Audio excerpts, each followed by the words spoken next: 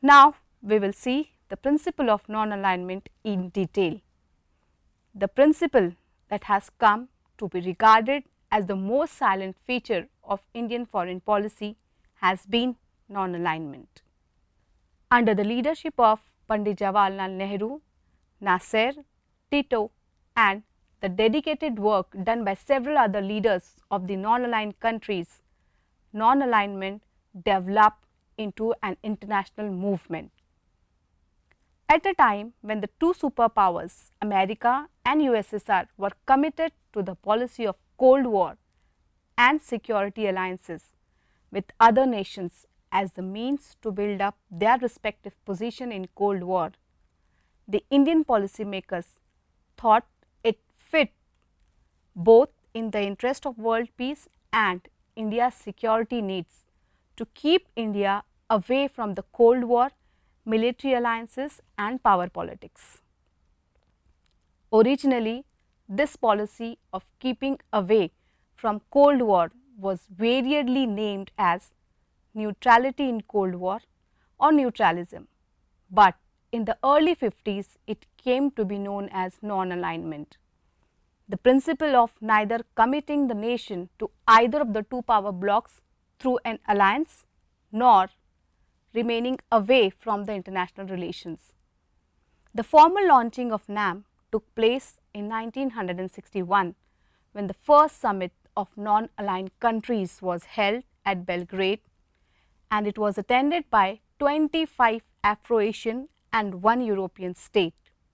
Positively speaking, non-alignment stands defined as an independent foreign policy, active participation in international relations, judging each issue on merits and taking decisions on the basis of the merits of the case and the national interest of India. Negatively, it stands for keeping aloof from Cold War, alliances and power politics. It is neither isolation or indifference and nor even involvement in power rivalry. While adopting non-alignment, Nehru justified it as essentially a principle of world peace and of independent foreign policy based upon self-respect and national interest. He felt, and very rightly so, that involvement or alignment with any one bloc or superpower would strengthen the Cold War and endanger world peace. It will limit India's ability to work for world peace, friendship and cooperation with all. Alignment would limit India's freedom to express her opinion freely on international issues and problems. Even in the post-Cold War period of international relations and the consequent changes in the international order, India continued to follow non-alignment. It was seen as the principle of independence in international relations and as a vital means for increasing bonds of friendship and cooperation with all the other countries. NAM has within its fold 118 members and India enjoys a place of leadership among them. India continues to posit faith in non-alignment. The BJP NDA government, which remained in power from October 1999 to May 2004, the Congress-led UPA government, which remained in power from May 2004 to May 2014 under Dr. Manmohan Singh, regularly repeated their commitment to follow non-alignment. NAM continues to be the need of the 21st century. It is needed for securing a new world order based on equality, justice, freedom and development. It has not been only a movement against Cold War and alliance politics, it has also been a positive movement for the unity of the new states or the third world.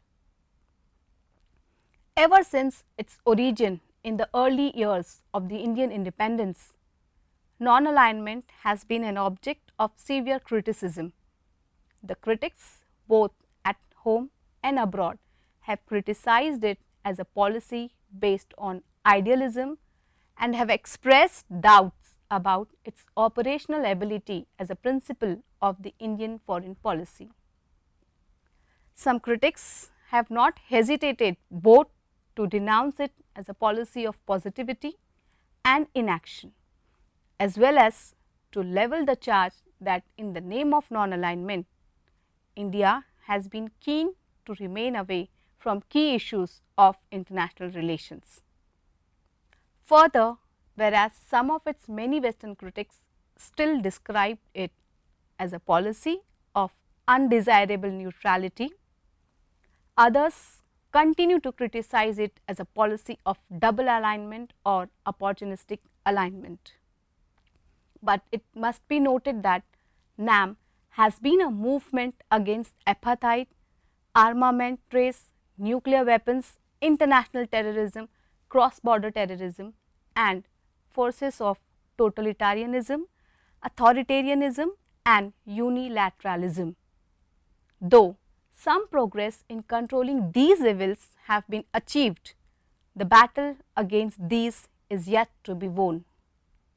NAM is needed for securing united and strong global level efforts for meeting the menace of international terrorism.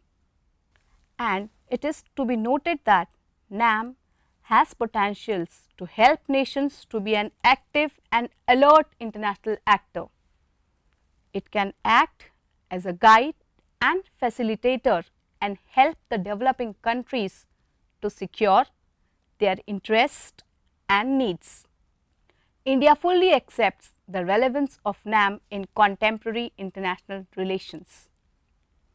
The NAM summits held till date have fully exhibited the resolve of the member countries to keep up and strengthen NAM as a group of countries which stands united to oppose the forces of terrorism, neocolonialism, unilateralism, hegemony, dominance and intervention.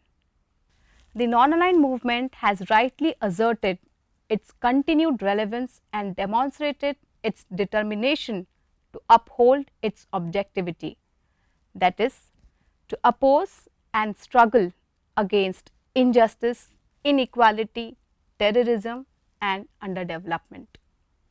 It claims to be a movement committed to work for the removal of economic inequalities between the developed and the developing countries.